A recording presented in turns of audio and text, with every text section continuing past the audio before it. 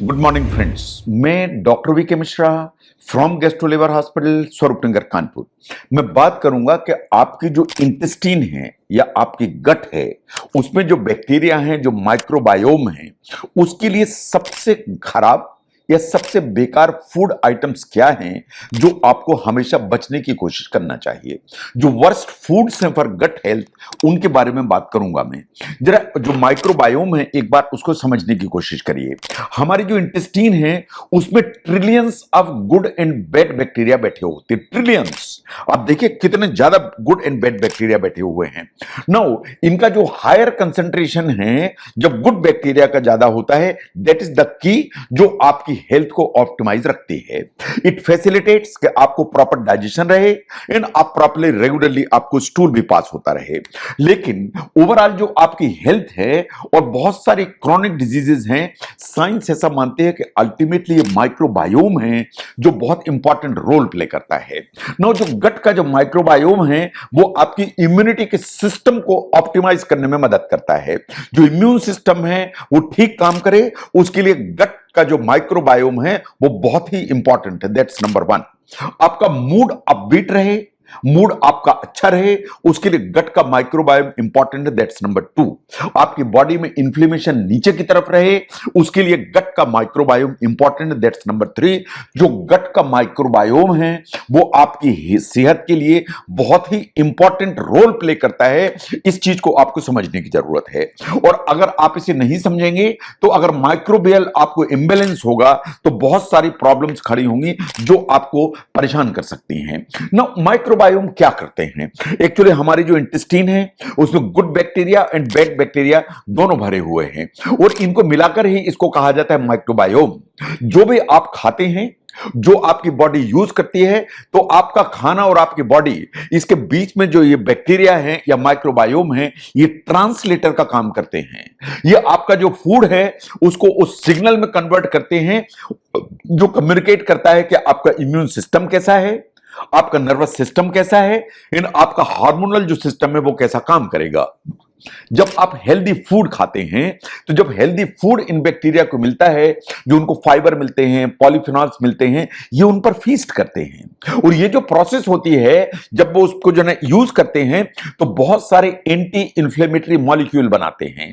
ये short chain fatty acid बनाते हैं, ये ब्यूटाइरेट्स बनाते हैं, ये आइटरेट्स बनाते हैं। ये इंटेस्टाइन के जो अंदर की लाइनिंग है उसको प्रोटेक्ट करने की ताकत रखते हैं। इन आपका जो इम्यूनिटी का सिस्टम है उसको अप टू द मार्क रखते हैं। लेकिन जब आप इस तरह की चीजें नहीं खाते हैं, जब आप वो चीजें खाते हैं जिनमें ना तो फाइबर होते हैं न जिनमें पॉलीफिनॉल्स होते हैं, तो अल्टीमेटली जो गुड बैक्टीरिया हैं उनको खाने के लिए मटेरियल नहीं मिलता है। वो स्टार होते हैं, वो भूखे रहते हैं, तो अल्टीमेटली उनकी जो डाइवर्सिटी है या अलग अलग बहुत सारे बैक्टीरिया हैं वो डाइवर्सिटी कम खत्म होने लगती है।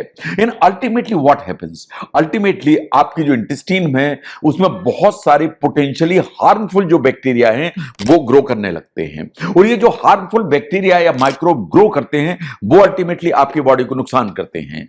ये जो बैक्टीरियल इंबैलेंस हो जाता है गुड बैक्टीरिया और बैड बैक्टीरिया के बीच में, इसे ही कहा जाता है डिसबायोसिस। अगर डिसबायोसिस होगी तो शॉर्ट टर्म में इससे जो प्रॉब्लम होगी, कुछ भी खाएंगे तो पेट फूलेगा, कभी आपको लूज मोशन होंगे, कभी आपको कॉन्स्टिपेशन होगा, कभी आपको लगेगा कि एसिड रिफ्लक्स हो रहा है। लेकिन अगर लॉन्ग टर्म में डिसबायोसिस रही तो आपकी इंटेस्टाइन की जो लाइनिंग है उसमें इन्फ्लेमेशन होगा, इन्फ्लेमेटरी बाउल डिजीज होने की संभावना बढ़ेगी, लीकी गट जैसी चीज होने की संभावना बढ़ेगी, एंड अल्टीमेटली बहुत सारे ऑटो इम्यून डिसऑर्डर्स होने की जो पॉसिबिलिटी है वो बढ़ जाएगी। तो जो वर्स्ट टाइप ऑफ फूड्स हैं गट हेल्थ के लिए, उनमें नंबर वन पर आते हैं अल्ट्रा प्रोसेस्ड फूड्स। जो अल्ट्रा प्रोसेस्ड फूड होते हैं उनमें एडिटिव्स भरे हुए होते हैं, उनमें आर्टिफिशियल स्वीटनर्स भरे हुए होते हैं, उनमें साल्ट बहुत ज्यादा होता है, इन बहुत सारे प्रिजर्वेटिव्स होते हैं। ये इतने ज्यादा भरे होते हैं कि ओरिजिनल जो फूड आइटम्स है वो एक्चुअली अनरिकॉग्नाइजेबल हो जाता है। तो इसलिए इस तरह की जो चीजें ये सबसे ज्यादा नुकसान देती हैं। अगर आप ध्यान से देखें कि अगर आप एक पूरा आलू खाते हैं या पोटैटो खाते हैं तो इसमें फाइबर भी होगा, इसमें पॉलीफिनॉल्स भी होंगे एंड इसमें हेल्दी कार्बोहाइड्रेट भी होंगे। लेकिन जब आप पोटैटो चिप्स खाते हैं तो न तो इसमें फाइबर है, और इसमें बहुत सारा साल्ट भर दिया गया है और इसमें बहुत सारे हाइड्रोजनेटेड ऑयल्स चले गए हैं, इन प्रिजर्वेटिव्स चले गए हैं। तो जो पोटैटो चिप्स हैं उसमें 25 ऐसी चीजें हैं जो आपको नुकसान करने की ताकत रखती हैं in comparison to a complete potato. तो इस सच्चाई को आपको समझने की जरूरत है। एक रिव्यू पब्लिश हुआ इन 2024 इन जर्नल ऑफ न्यूट्रिशन। इसने ऐसा माना कि जो अल्ट्रा प्रोसेस्ड फूड हैं उसके चलते जो बैक्टीरिया है उनकी ओवरग्रोथ तो होती है। इन उस ओवरग्रोथ में एक इंपॉर्टेंट बैक्टीरिया है जिसे कहते हैं प्रोवोटेला। ये जो प्रोवोटेला बैक्टीरिया है इसकी ग्रोथ होने लगती है और ये जो बैक्टीरिया है वो इंटेस्टाइन की जो लाइनिंग है उसमें इंफ्लेमेशन से जुड़ा हुआ है। In metabolic disease as ulcerative colitis उनको जनरेट करने में प्रोवोटेला का बहुत इंपॉर्टेंट रोल है। तो इसलिए अल्ट्रा प्रोसेस्ड फूड आपको सबसे ज्यादा परेशान कर सकता है। जितने भी आप प्री पैकेज स्नैक्स देखते हैं, आप सोडा इतने पीते हैं, स्वीट एंड फ्लेवर्ड योगर्ट लेते हैं, डेली मीट्स खाते हैं, ये सब अल्ट्रा प्रोसेस्ड फूड के कैटेगरी में आते हैं। ऐसे ही जो फ्राइड फूड्स हैं उनमें बहुत ज्यादा मात्रा में सोडियम यानी नमक, बहुत ज्यादा मात्रा में सैचुरेटेड इन ट्रांस फैट्स, ये सब होते हैं। रोज आप पकोड़े खाते हैं, आप समोसे खाते हैं, आप आलू बंडे खाते हैं, आप कटलेट्स खाते हैं, अल्टीमेटली इनमें क्या भरा हुआ होता है? एक्सेस अमाउंट ऑफ सोडियम होती है। और जो एक्सेस अमाउंट सोडियम है वो आपकी बैक्टीरिया के लिए सबसे ज्यादा नुकसान करती है। ये जो आपका माइक्रोबायोम की जो डाइवर्सिटी होती है उसको एकदम नीचे कर देती है एंड उसको नुकसान करती है। जो इम्बैलेंस है वो अल्टीमेटली आपको जीआई डिस्कंफर्ट देता है, आपकी इम्यूनिटी के सिस्टम को नीचे ले जाता है। और जैसा मैंने पहले भी कहा, एक बार फिर से समझ लीजिए कि आपकी बॉडी का 70 से 80% इम्यून सेल्स आपकी इंटेस्टाइन में होती हैं। तो आपकी इम्यूनिटी का सिस्टम अल्टीमेटली आपके माइक्रोबायोम से जुड़ा हुआ है। 70 से 80% इंटेस्टाइन से ही इम्यूनिटी आपकी आती है। माइक्रोबायोम को नुकसान करेंगे, माइक्रोबायोम को गड़बड़ करेंगे, आप अपनी इम्यूनिटी को नीचे करेंगे एंड आप तमाम बीमारियों से जूझेंगे। नंबर 3 पर आती है अल्कोहल। अगर हम रिसर्च को देखें, इसने कहा कि जो रेगुलर अल्कोहल यूज करते हैं उसके चलते आपकी इंटेस्टाइन में जो गुड गट बैक्टीरिया होते हैं वो वास्तव में डैमेज हो जाते हैं और जो बैड बैक्टीरिया हैं वो ऊपर की तरफ ग्रो करने लगते हैं। एंड ये गट इन्फ्लेमेशन के लिए एक ब्रीडिंग पॉइंट बन जाता है।